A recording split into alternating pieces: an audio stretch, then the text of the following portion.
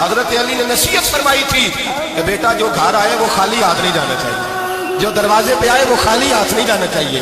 حضرت پیچھے پلٹے تو وہ پیروں میں بیٹھ گیا، کہنے لگا حضور میں نے حسن حسین کو نہیں دیکھا، میں نے علی فاطمہ کو نہیں دیکھا، میں نے مصطفیٰ کو نہیں دیکھا، پر آپ کو دیکھ کے لگتا ہے کہ ان کے اخلاق کتنے اعلیٰ ہوں گے، کتنے اعلیٰ ہوں گے۔ میں لعنت بھیجتا ہوں اس پر جس نے مجھے کہا تھا کہ زین العابدین کو برا کہو، کائنات میں اگر قصیدے پڑھنے چاہیے تو مصطفیٰ کی آل کے پڑھنے چاہیے، اگر تعریف کرنی چاہیے تو رسول اللہ کی آل کی کر۔ تیری نسل پاک میں ہے بچہ بچہ نور کا، تیری نسل پاک میں ہے بچہ بچہ نور کا، تو ہے نور تیرا سب گھرانہ نور کا۔ اور میں آپ کو تعریف کے تو بھائی یاد رکھیں، آپ بدلہ لے کے عزت نہیں کرا سکتے، عزت تو معافی میں ہے، معافی میں عزت ہے۔ حضرت بایزید بستامی کے ساتھ یہودیوں کا پیشوا رہتا ہے، زیادہ تر مخالفتیں حسد کی وجہ سے ہوتی ہیں، حسد بنیادی وجہ ہوتی ہے۔ قرآن مجید نے کہا محبوب تیرے ساتھ جو زیادتی کرتے ہیں، معاذ اللہ بے ادبی کرتے ہیں، حسد من عند انفسہم، ان کے دلوں میں تیرا حسد ہے۔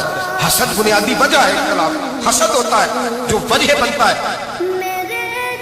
حضرت بایزید بستامی کے پڑوس میں یہودیوں کا پیشوا رہتا تھا، آپ کی مخالفت کرتا، ساری زندگی اس نے مخالفت کی، یہودیوں سے بڑا مانتے تھے، اس سے کوئی غلطی ہو گئی سارے اسے چھوڑ گئے۔ پہلے رئیس اعظم ہوتا تھا، پھر غریب ہو گیا۔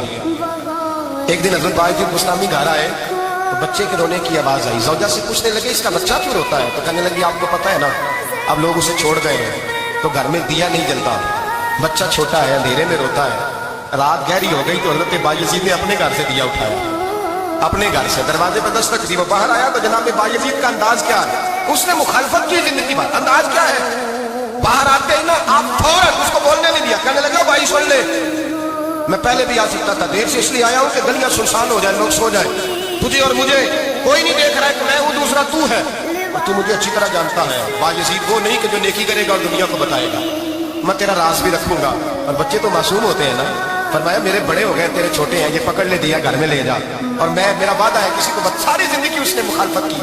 وہ شخص کہتا ہے مجھے بولنے کا موقع نہ دیا، دیا دے کے چلے گئے۔ اگلی شام پھر آئی، رات گہری ہوئی تو پھر دروازے پہ دستک، میں باہر گیا، نیا چراغ، نئی بتی، نیا دیا، کہنے لگے دیکھ کوئی نہیں دیکھ رہا، میں اس وقت آیا ہوں جب تنہائی ہو، اور تو مجھے جانتا ہے میں غلط بات بھی نہیں کرتا، یہ دیا رکھ لے، میں کسی کو بتاؤں گا بھی نہیں۔ کہتے چلے گئے۔ تیسرا دن آیا تو وہ یہودی کہتا ہے میرے صبر کا بندھن ٹوٹ گیا، میں ٹوٹ گیا، ان کی نیکی نے مجھے خرید لیا، ان کے معاف کرنے نے ان کی عزت میرے دل میری روح میں بڑھا دی۔ کہتے ہیں جب دروازے پہ دستک دی میں باہر آیا، انہوں نے دیا تھمایا، کہنے لگے دیکھ بھی کوئی نہیں رہا، اور تو مجھے جانتا ہے میں مصطفیٰ کا غلام ہوں، میں جھوٹ بھی نہیں بولتا، میں بتاؤں گا بھی نہیں، تیرا راز رکھوں گا۔ کہتے انہوں نے دیا تو اس یہودی پیشوا نے شور مچانا شروع کیا، کہنے لگا مسلمانوں باہر نکلو، یہودیوں باہر آؤ، عیسائیوں باہر آؤ۔ شور مچ گیا، لوگ چھتوں پہ چڑھ گئے، کیا ہوا کیا ہوا؟ کہنے لگا یہ بایزید ہے، میں یہودیوں کا پیشوا ہوں، میں نے ساری زندگی جھوٹے الزام لگائے، ساری زندگی اس کو بدنام کرنے کا ہر حربہ استعمال کیا، جو مجھ سے بن سکتا تھا میں نے کیا، پر یہ عجیب شخص ہے، یہ پرسوں بھی مجھے دیا دے گیا ہے، آج بھی دے گیا ہے، کل بھی دے گیا ہے، میں ساری زندگی اسے رلاتا رہا، اور اس نے میرا چھوٹا سا بچہ بھی میرے بچے کا رونا بھی اس سے برداشت نہیں ہوا۔ میں تم سب کو گواہ بنا کے کہتا ہوں میں جھوٹا ہوں، بایزید سچے ہیں، ان کا مذہب بھی سچا ہے، قرآن بھی سچا ہے، اسلام بھی سچا ہے، اور جس مصطفیٰ کا یہ کلمہ پڑھتے ہیں وہ محبوب بھی بڑا سچا ہے، یہ سچے دین کے ماننے والے ہیں۔ کہنے لگے میں تمہیں گواہ بنا کے مصطفیٰ کا کلمہ پڑھتا ہوں اور تمہیں بتاتا ہوں کہ آؤ سارے در رسول پہ جھک جائیں۔ بھائی یاد رکھیں، سمجھیں، غور کریں، عزت درگزر سے، اب اس پر میں زیادہ بات نہیں کر سکتا، عزت درگزر سے ملے گی۔ ایک تو آپ کو عزت آجزی سے ملے گی، تقوی سے ملے گی، عزت درگزر سے ملے گی، عزت قناعت سے ملے گی، عزت کم بولنے سے ملے گی۔ اور اگر زیادہ عزت لینی ہے اور عزت اتنی لینی ہے کہ چھا جاؤ دنیا میں، اگر چھا جانے کا شوق ہونا تو پھر رب فرماتا ہے میرے مصطفیٰ کی غلامی کر لو، پھر میرے نبی کے ہو جاؤ، قل ان کنتم تحبون اللہ فاتبعونی یحببکم اللہ، فرمایا تم میرے نبی کے ہو جاؤ، دنیا بھی تمہاری اور دنیا بنانے والا خدا بھی تمہارا ہو جائے گا۔ تم میرے غلامی مصطفیٰ میں عزت ہے، رسول اللہ کی نوکری میں، اور قسم اللہ کی بڑی عزت، بڑی عزت، بڑا وقار، بڑا پیار، بڑا حسن، بڑی رعنائی، بڑا ٹھہراؤ۔ یار وہ جو لوگ کہتے ہیں نا میں پتہ نہیں کون ہوں، کہاں کا رہنے والا ہوں، یار نہیں لوگ پوچھتے تو کون تھا، تیری برادری کیا ہے، تو کہاں کا ہے، نہیں پوچھتے۔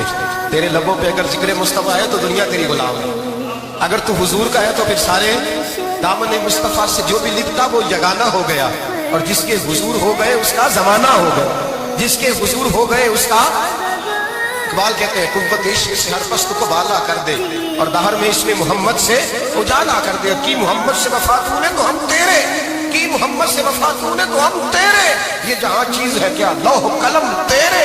رسول اللہ کی غلامی عزت دیتی ہے, نبی پاک کی نوکری اللہ کرے آپ ہو. آمین کہنا.